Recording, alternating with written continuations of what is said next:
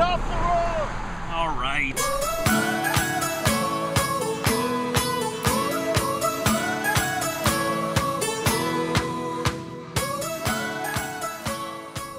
Hi, I'm Mike of Mike's Road Trip, and on this episode I feature Nova Scotia, which is Canada's ocean playground, with over 150 lighthouses, 5 UNESCO World Heritage Sites, and some of the most scenic roads in the country. So come along with me, let me show you around. My trip to Nova Scotia began in the capital city of Halifax, where my home base for a few days was the historic Weston Nova Scotian, perfectly positioned within walking distance of the waterfront and downtown. The Halifax waterfront is chock full of activities. It was such a nice day that I really enjoyed just strolling the boardwalk, taking in the public art, street performers, and relaxing in these hammocks and getting a bit goofy posing for photos. I also visited the oldest farmers market in North America, which dates all the way back to 1750. Driving a bit beyond downtown. So I'm not quite sure why, but I've always been fascinated by cemeteries. And here in Halifax, this one has a pretty interesting past. This is the resting spot for a number of the Titanic passengers. And the gravesite is in the shape of a ship. So if you ever saw the movie Titanic, the character Jack Dawson was played by Leonardo DiCaprio. And when the movie came out, and every time there's a hit on the movie, so many people gravitate to this gravestone because they think that Jay Dawson was actually Jack Dawson. But in fact, this is John Dawson, not related, because the character in the movie was actually fictionalized. One of the most popular areas in all of Nova Scotia is Peggy's Cove and its lighthouse. Located about 30 miles southwest of Halifax, this idyllic village is utterly charming and the photographic opportunities are boundless. An additional 60 miles southwest took me to the colorful community of Lunenburg, which is a UNESCO World Heritage Site. This historic town is where the past meets the present. 70% of the original buildings are from the 18th and 19th centuries. And one evening I had dinner at the fabulous Fisherman restaurant, which has an interesting tie to the Titanic. At the beginning of the 20th century, the building was a funeral home where some of the victims were taken. After a few days in Halifax, I hit the road to explore some other areas of the province.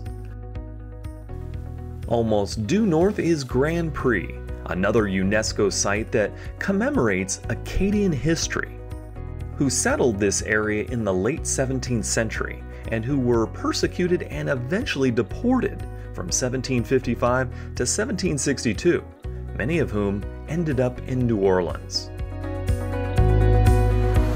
Nova Scotia has a thriving wine industry, and one of the leading boutique wineries is just down the street from the UNESCO Grand Prix.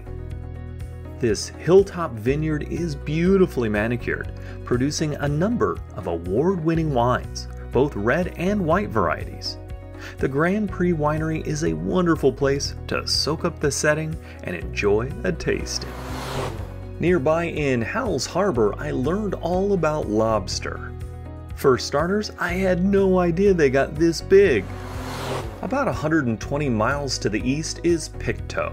Downtown Pictou is a charming little community with a fantastic museum that showcases the story of 18th century Scottish migration. So right now I'm in Pictou, which is the birthplace of New Scotland, also known as Nova Scotia. The ship behind me is a replica of the one that sailed here in 1773. It was pretty interesting exploring the Hector Pictou and seeing how the men survived at sea for such long periods of time.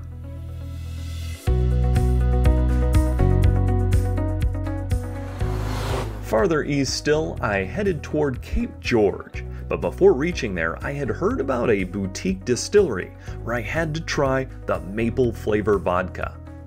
After a generously quick tour by Thomas, the master distiller, and of course a sample taste, I was off to see what would become my favorite lighthouse in all of Nova Scotia.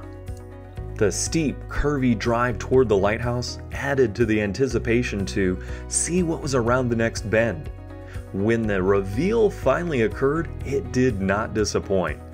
Unlike other lighthouses I encountered around the province, most were close to the shore. Cape George, on the other hand, was perched high up on a cliff, which I can imagine could be seen for miles in the night sky. My road trip continued southeast to Guysborough, where I would call it a night at Despars Manor. On a road trip, I really enjoy going off the beaten path, and Guysborough sure fits the bill. While I had to go down a long, windy dirt road to get here, what I found was some majestic coastal scenery, a shoreline trail where I found some wild apples, and also some really cool boutique inns to stay at. The eastern shore of Nova Scotia really came alive as I made my way southwest to Sherbrooke. Well, sometimes my road trips take me back in time. Right now, I'm at Sherbrooke Village, which is a living history museum, and it's quite remarkable. Let's go have a look. Sherbrooke is remarkable not just for the wonderfully preserved buildings, but visitors get a chance to see and learn how things were made back in the 19th century. Adding to the allure of Sherbrooke, everyone in the village wears clothing from the period. Of course, seeing the contrast between then and now is an incredible reminder of how far we've come. Strolling the streets really makes you feel like you've stepped back in time. Something else I found quite interesting was having my picture taken by an old ambrotype camera, which is a process whereby the photo is taken on glass. By the way, I had to sit for this photo for over a minute until the exposure was finished. So yesterday I stepped back in time, and today I strolled down memory lane. Memory Lane is a heritage village located in Lake Charlotte. This authentic living history museum depicts coastal rural living in Nova Scotia during the 1940s, from farming, shipbuilding, to mowing the lawn. Oh boy, how I would love to own one of these old trucks. My road trip to Nova Scotia ended with an adrenaline rush as I rafted the tidal bore, an experience like none other, and can only be done at this one spot in Nova Scotia.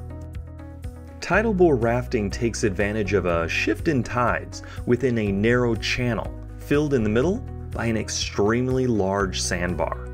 As the tide changes, a vast amount of water rushes into the channel and creates massive waves over the sandbar, in which the captains of Zodiac rafts then maneuver through, creating a thrilling ride for passengers.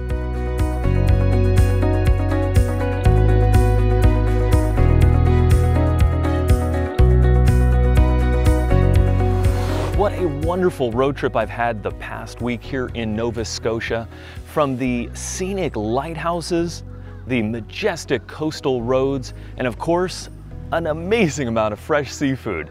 If you'd like to do a similar road trip, click the link below in the description box. And please, don't forget to subscribe for more road trip travel videos. Until next time, we'll see you on the road. MikeRoadTrip.com